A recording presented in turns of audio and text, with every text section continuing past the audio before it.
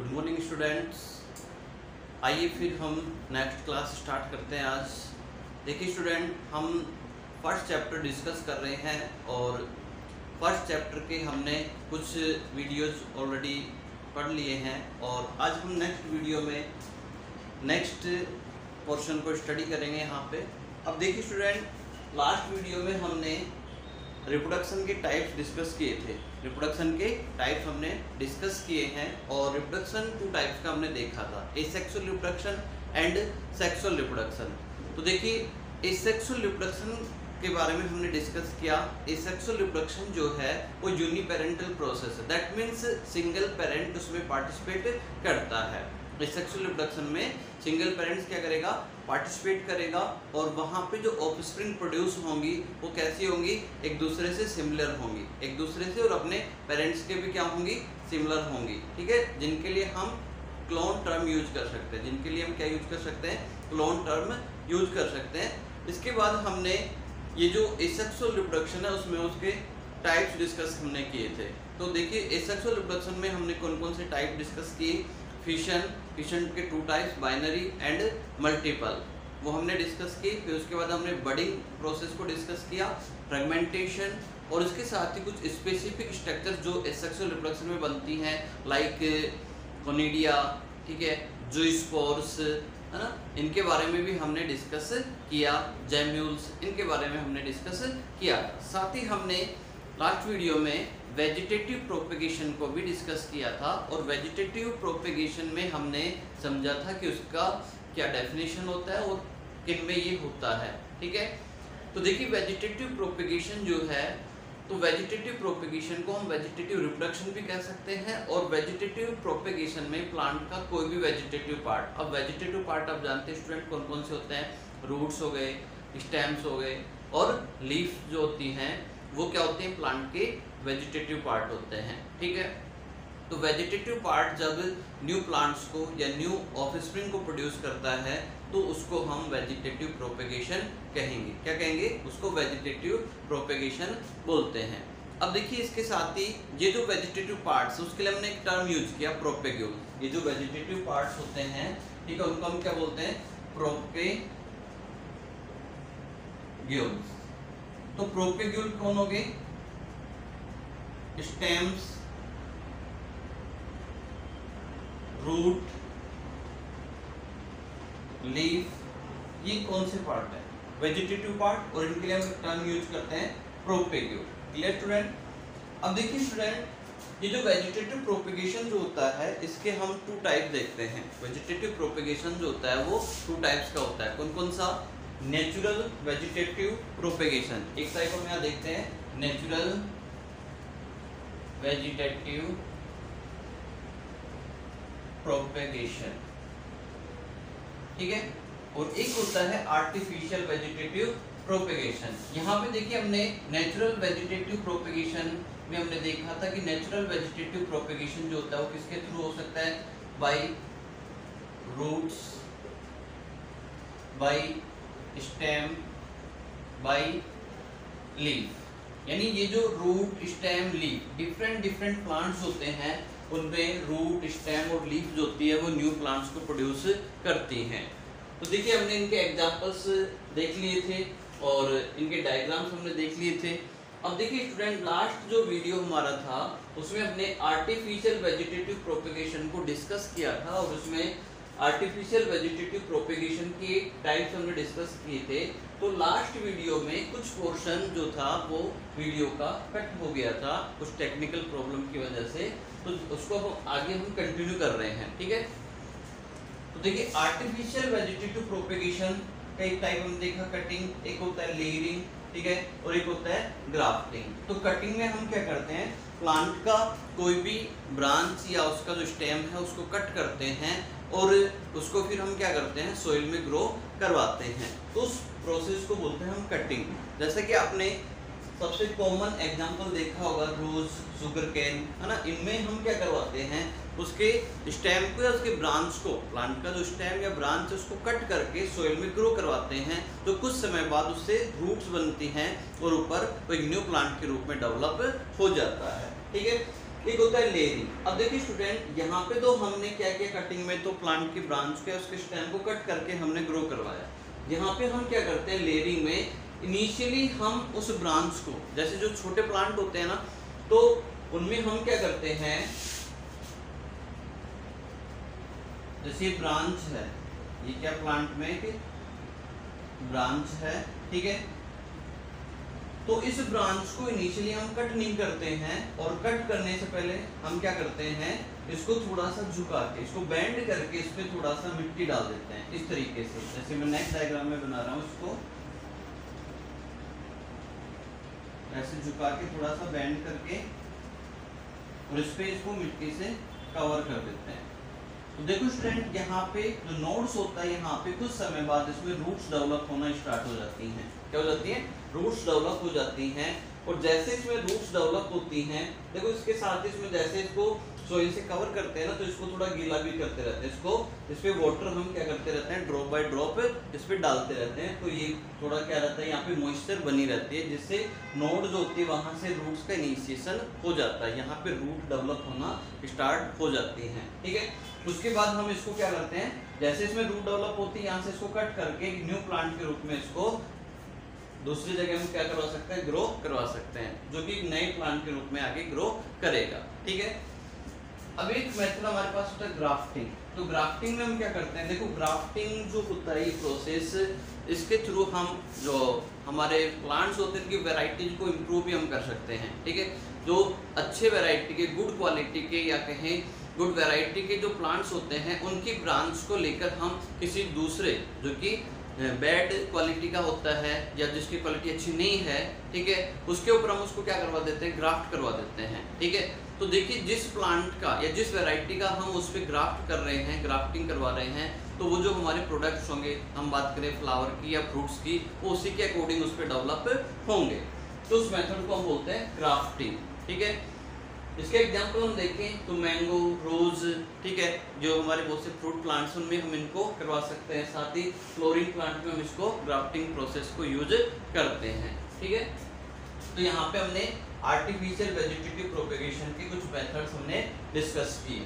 अब देखो आर्टिफिशियल और नेचुरल से आप क्लियरली समझ पा रहे हैं कि नेचुरल जो मेथड होता है वो नेचर में अपने आप ही प्लांट्स अपने आप को डेवलप करते रहते हैं, और आर्टिफिशियल मेथड में ह्यूमन बींग्स क्या करेंगे, न्यू प्लांट्स को डेवलप करेंगे। Clear student?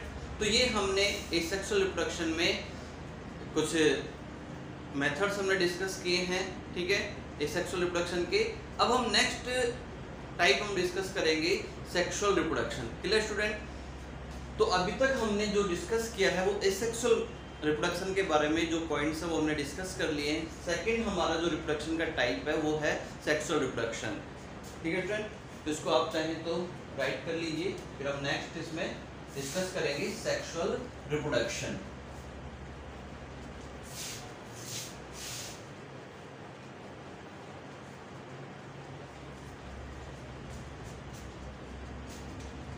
देखिए फ्रेंड, हमने रिप्रोडक्शन के टू टाइप डिस्कस किए। रिप्रोडक्शन जो होता है, reproduction is of two types, asexual reproduction and sexual reproduction. Clear student? अब देखिए हमने एसेक्सुअल कंप्लीट कर लिया, अब हम बात करेंगे सेकंड टाइप सेक्सुअल रिप्रोडक्शन की। तो देखिए सेक्सुअल रिप्रोडक्शन जो होता है, सेक्सुअल रिप्रोडक्शन जो होती है बाई पेरेंटल प्रोसेस होती है। कैसी प्रोसेस होती है स्टूडेंट? बाई पेरेंटल प्रोसेस होती है। दैट मीन्स इसमें टू पेरेंट्स पार्टिसिपेट करेंगे, या हम कह सकते हैं कि इस प्रोसेस में मेल एंड फीमेल गैमेट्स का फॉर्मेशन एंड फ्यूजन इन्वॉल्व होता है, ठीक है। तो सेक्सुअल रिप्रोडक्शन जो होता है इसमें टू पेरेंट्स पार्टिसिपेट करते हैं, जिनमें टू टाइप्स के गैमेट्स का फॉर्मेशन होता है, ठीक है। तो यहाँ पे देखिए जो टू टाइप्स के जो पेरेंट्स हैं उनमें एक मेल पेरेंट होगा और एक होगा फीमेल, एक किसकी तरह काम करेगा, फीमेल पेरेंट। अब देखिए मेल पेरेंट जो होंगे उससे मेल गैमेट्स बनेंगे और फीमेल पेरेंट से फीमेल गैमेट बनेगा, ठीक है। फीमेल गैमेट्स बनेगा। ठीक है, अब देखिए ये जो सेक्सुअल रिप्रोडक्शन जो होता है इनमें गैमेट्स का फॉर्मेशन इन्वॉल्व होता है। क्या इन्वॉल्व होता है? गैमेट का फॉर्मेशन इन्वॉल्व होगा। अब देखिए जो गैमेट्स हैं इनका क्या होगा? फ्यूजन होगा। इनका क्या होगा? फ्यूजन होगा। तो देखिए मेल एंड फीमेल गैमेट्स का जैसे ही फ्यूजन होगा तो यहाँ पे देखो इस फ्यूजन की प्रोसेस को हम बोलते हैं फर्टिलाइजेशन। क्या बोलते हैं? फर्टिलाइजेशन। Clear student? अब यहाँ पे देखो जैसे इनका फ्यूजन होगा तो यहाँ पे फर्स्ट सेल बनेगी जिसको हम बोलते हैं जाइगोट। जिसको हम क्या बोलेंगे? जाइगोट। अब यहाँ पे ध्यान रखिए स्टूडेंट कि यहाँ पे ये जो गैमेट्स बनते हैं ये हैप्लॉइड होते हैं। हैप्लॉइड मीन्स इसमें क्रोमोसोम का जो नंबर होता है वो अपनी पेरेंटल सेल से हाफ होता है। गैमेट्स में से क्या होंगे? हैप्लॉइड होते हैं, जिनको हम एन से डिनोट करते हैं। अब देखिए जब एन एन मिलते हैं तो आपस से कौन सी स्ट्रक्चर बन जाती है? 2n स्ट्रक्चर बनती है। तो ये जो जाइगोट है ये इन गैमेट्स के फ्यूजन से फर्स्ट सेल जो बनी ये जाइगोट होगी, और ये जाइगोट जो है इसमें आगे डिवीजन होंगे और ये एम्ब्रियो में चेंज होगा और एम्ब्रियो से फिर न्यू ऑर्गेनिज्म का फॉर्मेशन होगा। तो ये जो जाइगोट है, जाइगोट से क्या बन जाएगा? एम्ब्रियो। एम्ब्रियो से फिर एक न्यू ऑर्गेनिजम्स बनेगा। एक न्यू ऑर्गेनिज्म यहाँ पे डेवलप होगा। तो देखिए यहाँ पे जाइगोट से एम्ब्रियो का जो बनना है इस प्रोसेस को हम बोलते हैं एम्ब्रियोजेनेसिस। क्या बोलेंगे? एम्ब्रियोजेनेसिस। तो देखिए स्टूडेंट्स यहाँ पे सेक्सुअल रिप्रोडक्शन में मेल पेरेंट और फीमेल पेरेंट होते हैं। ठीक है, जो कि दो तरह के गैमेट्स प्रोड्यूस करते हैं, यानी कि मेल में मेल गैमेट्स, फीमेल में फीमेल गैमेट्स प्रोड्यूस होंगे। इन गैमेट्स का फिर क्या होगा? ये गैमेट्स जो बनते हैं ये एक दूसरे के पास आते हैं, एक दूसरे के पास ये आते हैं, जिसको हम बोलते हैं गैमेट ट्रांसफर। जिसको हम क्या बोलेंगे? Sorry, gamete transfer.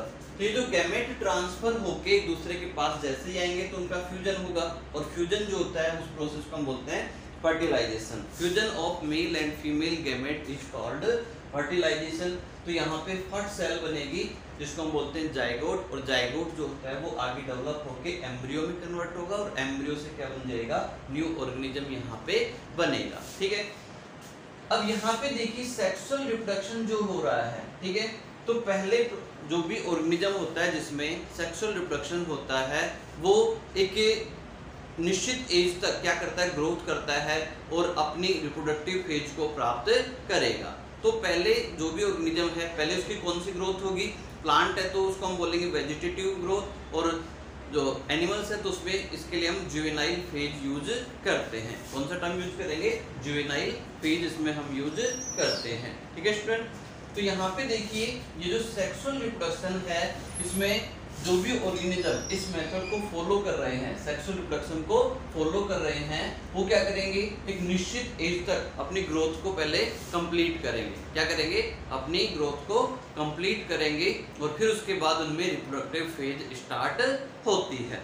अब देखिए कोई भी ऑर्गेनिज्म होता है तो उसकी हम लाइफ साइकिल को 3 डिफरेंट फेज में डिवाइड कर सकते हैं। जैसे कि हम वेजिटेटिव फेज, जैसे प्लांट के रेफरेंस में हम बात करें तो प्लांट में पहले वेजिटेटिव फेज होगी, फिर उसके बाद उसमें रिप्रोडक्टिव फेज आएगी, और फिर उसके बाद उसमें सेनेसेंट फेज आएगी। यानी कि कोई भी ऑर्गेनिज्म है या फिर हम प्लांट की भी बात कर रहे हैं तो प्लांट पहले क्या करेगा? अपनी वेजिटेटिव ग्रोथ को कंप्लीट करेगा। अब वेजिटेटिव ग्रोथ अपन जानते हैं कि उसमें रूट, स्टेम, लीफ ये प्रॉपरली ग्रो करेंगी, और जैसे ही उसमें फ्लावर आना स्टार्ट होते हैं, जैसे ही उनमें फ्लावर आना स्टार्ट होंगे दैट मीन्स उसकी रिप्रोडक्टिव फेज स्टार्ट हो गई।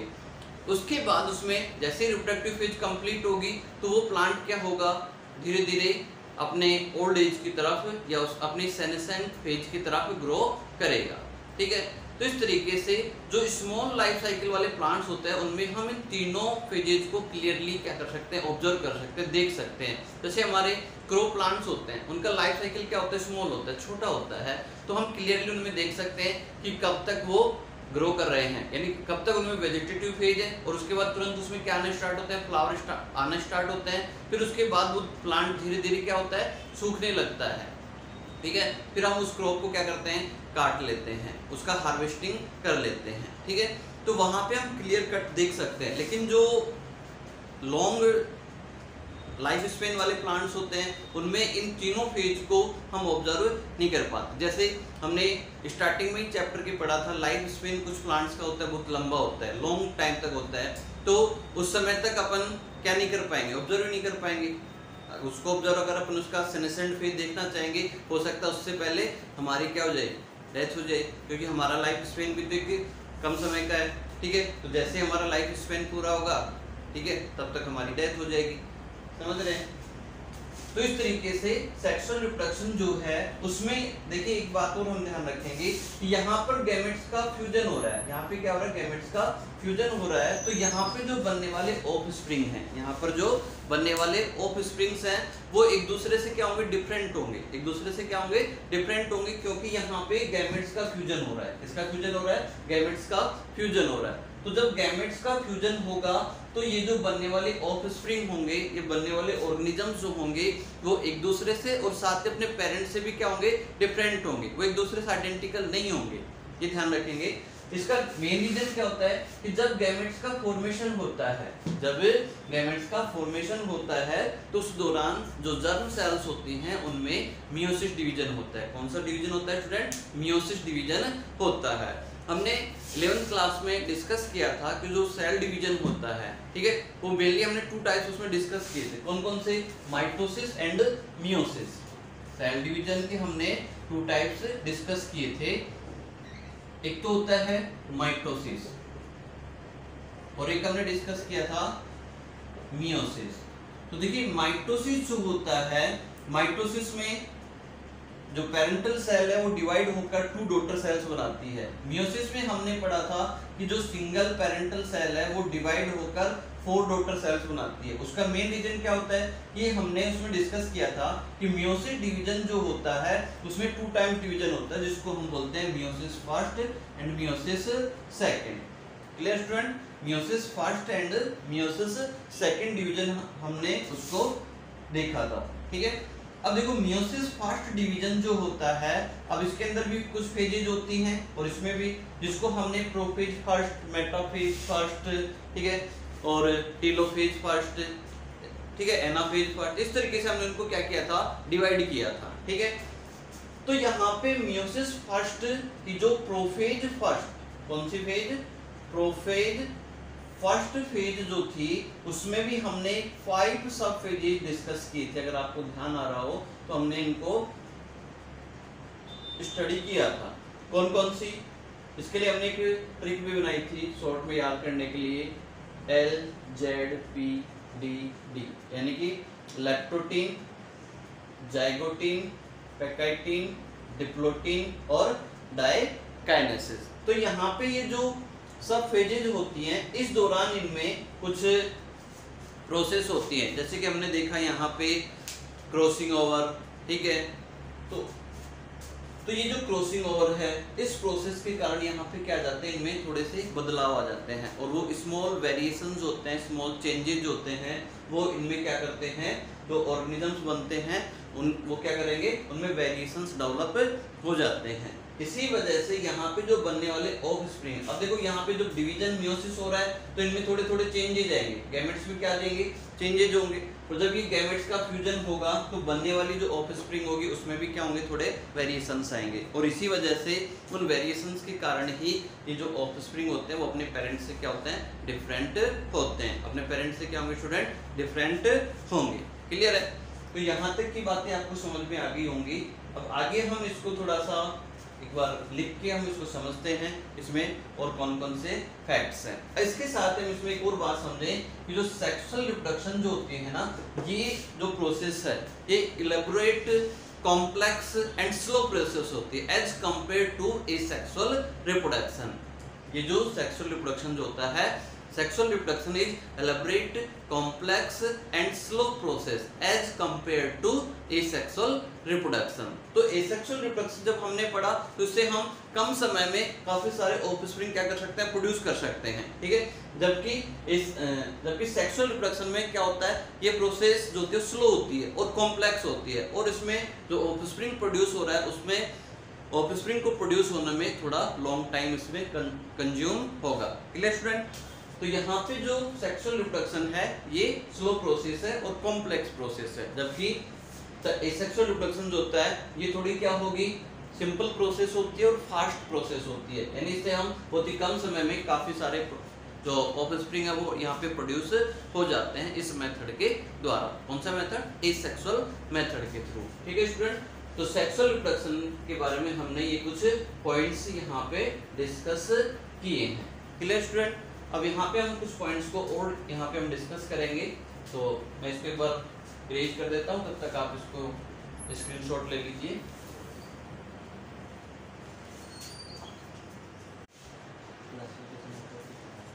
तो देखिए स्टूडेंट्स, एक बार हम इसको सेक्सुअल रिप्रोडक्शन को देखते हैं, इसका डेफिनेशन और इसके जो फैक्ट्स हैं, ठीक है।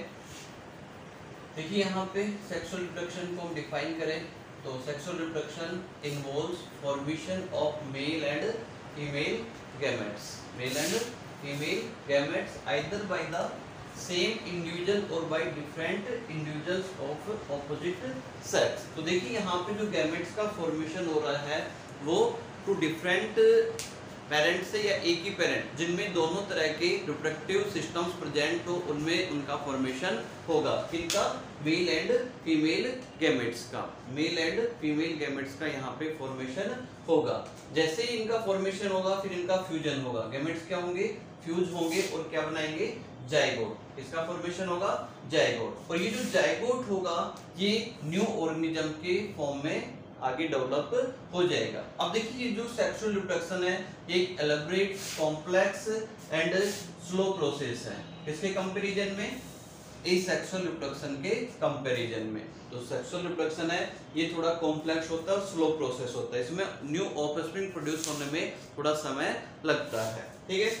अब देखिए सेक्सुअल रिप्रोडक्शन जो होगा तो कोई भी ऑर्गेनिज्म होगा, ठीक है, all organism have to reach a certain stage of growth, ठीक है, यानी ग्रोथ एक सर्टेन एज तक पहले उसमें क्या होगा, ग्रोथ होगी और वो मैच्योरिटी को प्राप्त करेगा। उसी के बाद फिर उसमें क्या होगी, रिप्रोडक्टिव फेज स्टार्ट होगी, या कह सकते हैं उसमें एक निश्चित एज के बाद ही उसमें क्या फॉर्मेशन स्टार्ट होता है, गैमेट्स का फॉर्मेशन उनमें होता है, ठीक है। तो ये जो पीरियड है जो जिसमें कोई भी ऑर्गेनिज्म एक निश्चित एज तक ग्रो कर रहा है, मैच्योर हो रहा है, उसको हम जुवेनाइल फेज कहेंगे। क्या, कौन सी फेज कहेंगे, जुवेनाइल फेज कहेंगे। और ये जो पीरियड होता है, ठीक है, वो प्लांट में उसको हम वेजिटेटिव फेज कहेंगे। प्लांट्स के रेफरेंस में इसके लिए क्या यूज करेंगे, वेजिटेटिव फेज हम यहाँ पे यूज करेंगे। क्लियर है? तो वेजिटेटिव फेज में प्लांट्स क्या करेंगे, अपनी जो ग्रोथ है एक निश्चित एज तक ग्रोथ करेंगे और उस ग्रोथ के बाद ही उसमें क्या आना स्टार्ट होते हैं स्टूडेंट, फ्लावर्स आना उनमें स्टार्ट होंगे, ठीक है। तो वो फेज उसमें क्या होगी, वेजिटेटिव फेज। तो यहाँ पे देखिए फर्स्ट फेज कौन सी हो जाएगी प्लांट्स के रेफरेंस में, वेजिटेटिव फेज। जैसे वेजिटेटिव फेज कंप्लीट होगी उसके जस्ट बाद इसमें क्या स्टार्ट हो जाएगा, रिप्रोडक्टिव फेज स्टार्ट हो जाएगी। कौन सी फेज स्टार्ट हो जाएगी, रिप्रोडक्टिव फेज स्टार्ट हो जाती है। तो रिप्रोडक्टिव फेज का फर्स्ट साइन क्या है, यानी उसका जो इनिशिएशन हो रहा है उसको हम कैसे आइडेंटिफाई करें। तो उसके लिए हम देखेंगे कि जैसे ही प्लांट्स में फ्लावर डेवलप होना स्टार्ट हो जाते हैं, दैट मीन्स उसमें रिप्रोडक्टिव फेज स्टार्ट हो गई। कौन सी फेज स्टार्ट हो गई, रिप्रोडक्टिव फेज वहां पे स्टार्ट हो गई। Clear student? अब देखिए जो रिप्रोडक्टिव फेज स्टार्ट हो गई उसके बाद जैसे अपन देखते हैं कि प्लांट्स में फ्लावर्स आएंगे, उनके उसमें गैमेट्स का जो गैमेट्स फॉर्मेशन होगा, गैमेट्स का फ्यूजन होगा, ठीक है। आफ्टर फ्यूजन या के आफ्टर फर्टिलाइजेशन यहाँ पे जो फ्लावर में ओवरी होती है वो किस में कन्वर्ट हो जाती है, फ्रूट में कन्वर्ट हो जाती है। और उसमें जो ओव्यूल होता है वो किस में कन्वर्ट हो जाएगा, सीड के अंदर कन्वर्ट हो जाता है, ठीक है। तो जैसे ही फ्रूट बन जाता है और फ्रूट के अंदर सीड्स का डेवलपमेंट हो जाता है, उसके बाद उसमें ये जो प्लांट होता है उसमें सेनेसेंट फेज स्टार्ट होती है और वो ओल्ड एज की तरफ ग्रो करता है। ठीक है, तो इस तरीके से इसका जो लाइफ साइकिल होता है वो 3 फेजेज में कंप्लीट हो जाता है। कोई भी ऑर्गेनिज्म की अगर हम बात करें तो इन 3 फेजेज में लाइफ साइकिल कंप्लीट होगा। और एनिमल के रेफरेंस में हम फर्स्ट जो फेज होगी उसको जुवेनाइल फेज कहेंगे। जुवेनाइल फेज जैसे ही कंप्लीट होगी तो फिर उसमें रिप्रोडक्टिव फेज स्टार्ट होगी। कौन सी फेज स्टार्ट होगी? रिप्रोडक्टिव फेज स्टार्ट होगी। और रिप्रोडक्टिव फेज में आपको पता है कि उसमें गैमेट्स का फॉर्मेशन होगा। ठीक है, उसके बाद फिर नेक्स्ट जैसे रिप्रोडक्टिव फेज कंप्लीट होगी उसके बाद फिर उसमें भी सेनेसेंट फेज आएगी और वो धीरे धीरे ओल्ड एज की तरफ जाते हुए उसके क्या हो जाएगी? डेथ हो जाएगी। ठीक है, तो ये लाइफ साइकिल जो होता है इस तरीके से चलता रहेगा। Clear student? अब देखिए सेक्सुअल रिप्रोडक्शन में हमने देखा कि ये जो 3 फेजेज होती हैं, जो जिनका लाइफ साइकिल स्मॉल होता है या बोले जिनका लाइफ स्पेन शॉर्ट होता है, यानी ऐसे प्लांट्स जिनका लाइफ स्पेन कम समय के लिए होता है, जैसे हमारी क्रॉप्स होती हैं तो वो अबाउट 3 to 4 मंथ्स में उनका लाइफ साइकिल कंप्लीट हो जाता है। जो हमारी क्रॉप्स होती हैं उनका लाइफ साइकिल 3 to 4 मंथ्स में क्या हो जाता है? कंप्लीट हो जाता है। तो उन प्लांट्स में हम इन तीनों फेजेज को क्या कर सकते हैं? क्लियरली ऑब्जर्व कर सकते हैं, क्योंकि उनका लाइफ टाइम कम समय में कंप्लीट हो रहा है, तो इजिली हम उन तीनों को ही देख पाते हैं। ठीक है, लेकिन जो ऐसे प्लांट जिनका लाइफ साइकिल या जिनका लाइफ स्पेन बहुत ज्यादा होता है, ठीक है, जिनका लाइफ स्पेन बहुत ज्यादा होता है, ठीक है, जैसे मान लो किसी का 100-200 साल तक किसी का लाइफ स्पेन है, तो उसको देखने के लिए हम यहाँ होंगे ही नहीं। हम उसके ज्यादा से ज्यादा 2 फेज देख सकते हैं या फिर 1 फेज को हम ऑब्जर्व अपने लाइफ साइकिल में कर सकते हैं। ठीक है, तो लेकिन जो शॉर्ट लाइफ साइकिल और प्लांट्स होते हैं उनमें हम इनको क्लियरली ऑब्जर्व कर पाएंगे। कौन कौन सी फेज को? वेजिटेटिव फेज, रिप्रोडक्टिव फेज और सेनेसेंट फेज को। ठीक है, अब देखिए इसके साथ ही जो प्लांट्स होते हैं इनमें कुछ स्पेसिफिक फ्लोरिंग फिनोमेना प्रेजेंट होते हैं। कुछ प्लांट्स होते हैं उनमें हमें स्पेसिफिक फ्लोरिंग के पैटर्न्स देखने को मिलते हैं। फॉर एग्जांपल हम बात करें किसकी? बैम्बू स्पीसीज की। एक स्पीसीज है बैम्बू स्पीसीज। ठीक है, जो बांस की प्रजातियां होती हैं उनमें फ्लोरिंग का एक स्पेसिफिक पैटर्न प्रेजेंट होता है। और बैम्बू स्पीसीज जो होती हैं वो अपने 50 to 100 ईयर्स के लाइफ साइकिल में एक बार उनमें फ्लोरिंग होती है, फ्रूट्स बनते हैं और उसके बाद उनकी क्या हो जाती है? डेथ हो जाती है। तो कहने का मतलब उनमें 50 से 100 साल के एज में उनमें क्या होती है? फ्लोरिंग होती है, फ्रूट्स बनते हैं और उसके बाद उनकी डेथ हो जाती है। इसके साथ ही एक और एग्जांपल हम देखते हैं नीला कुरेंजी, जिसका बॉटनिकल नेम अगर हम देखें तो स्ट्रोबिलेंथस कुंथियाना, जिसका नाम क्या होता है? स्ट्रोबिलेंथस कुंथियाना, या इसका दूसरा नाम है नीला कुरेंजी। तो ये जो नीला कुरेंजी प्लांट होता है इसमें भी स्पेसिफिक फ्लोरिंग पैटर्न हमें देखने को मिलता है। और स्पेसिफिक फ्लोरिंग पैटर्न कौन सा? इसमें 12 ईयर्स में एक बार फ्लोरिंग होती है। इसमें क्या होती है? 12 ईयर्स में एक बार फ्लोरिंग होती है। और फिर नेक्स्ट फ्लोरिंग कब होगी? आफ्टर 12 ईयर्स, यानी 12 साल के बाद इसमें एक बार फ्लोरिंग होगी, फिर उसके बाद 12 साल बाद के ही उसमें अगेन फ्लोरिंग होगी। तो इस तरीके से इनमें ये पैटर्न रिपीट होता रहता है। ठीक है, तो ये जो नीला कुरेंजी प्लांट्स होते हैं इनमें जब फ्लोरिंग सीजन होता है, इनमें जब फ्लावर्स बनते हैं तो लार्ज अमाउंट में इन्हें फ्लावर्स डेवलप होते हैं। लार्ज अमाउंट में इनमें क्या डेवलप होते हैं? फ्लावर्स डेवलप होते हैं। और ये हिली एरियाज में पूरे ब्लू स्ट्रेचेस देखने को मिलते हैं, जिनको देखने के लिए काफी संख्या में जो टूरिस्ट होते हैं जाते हैं। तो ये जो नीला कुरेंजी प्लांट्स होता है ये केरला, तमिलनाडु, कर्नाटका, इनमें जो हिली एरियाज होते हैं वहां पर ये प्लांट्स ग्रो करते हैं। उन हिली एरियाज में जो नीला कुरेंजी प्लांट होते हैं वो पाए जाते हैं। और जब इन्हें फ्लावर्स लगते हैं तो बहुत ज्यादा संख्या में लगते हैं और पूरा जो हिली एरियाज है वो ब्लू कलर का दिखाई देने लगता है और काफी अट्रैक्टिव वो दिखाई देता है, जिसकी वजह से क्या होता है? काफी टूरिस्ट उसको देखने के लिए जाते हैं। ठीक है, इसमें देखिए जो फ्लोरिंग हुआ वो सितंबर-अक्टूबर 2006 में हुआ। उसके बाद आफ्टर 12 ईयर यानी 2018 में अभी हुआ। अब अगेन वो 12 ईयर्स के बाद ही उसमें फ्लावरिंग होगी। तो इस तरीके से कुछ प्लांट्स में स्पेसिफिक फ्लावरिंग फिनोमेना हमें देखने को मिलते हैं। ठीक है स्टूडेंट, तो देखिए स्टूडेंट ये हमारा सेक्सुअल रिप्रोडक्शन अभी हमने कंप्लीट किया है। अब देखिए अब हम नेक्स्ट पढ़ेंगे इवेंट्स इन सेक्सुअल रिप्रोडक्शन। अब ये जो सेक्सुअल रिप्रोडक्शन है, इसके अंदर जितने भी फिनोमिना हो रहे हैं, जितने भी इवेंट्स हो रहे हैं, इनको हम कुछ कैटेगरी में डिवाइड करके इनको स्टडी करेंगे। तो नेक्स्ट जो हमारा टॉपिक होगा वो होगा इवेंट्स इन सेक्सुअल रिप्रोडक्शन, जो कि हम नेक्स्ट वीडियो में डिस्कस करेंगे। तो आज की वीडियो में इतना ही, आज के लिए इतना ही। Thank you. साथ ही देखिए स्टूडेंट, ये जो हम स्टडी कर रहे हैं, आप सभी के पास एनसीईआरटी की जो बुक्स हैं उसके साथ भी आप इसको स्टडी करते रहिए, और जो भी हमारा चैप्टर चल रहा है उसको आप साथ के साथ पढ़ते रहिए, ठीक है, और प्रॉपर अपने नोट्स बनाते रहिए। और फिर भी कोई डाउट हो तो आप वीडियो को दोबारा से रिवाइज करके देखें, और फिर भी समझ नहीं आता है तो फिर जब भी हमारी ऑफलाइन क्लास होंगी हम उनको डिस्कस करेंगे। Okay student, thank you.